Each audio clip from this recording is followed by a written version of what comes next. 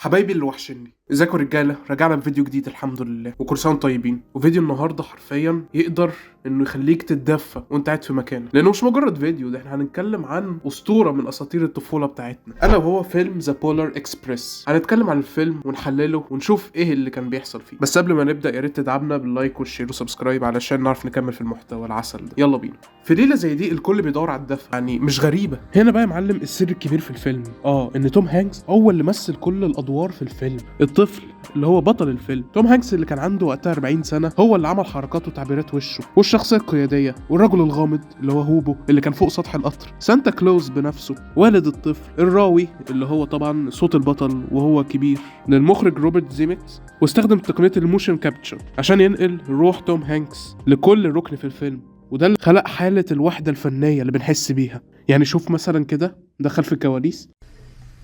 Well, you coming? Where? To the North Pole, of course. This is the Polar Express. Is this something I can do for you? You mean this guy? What was that you said? Thank you.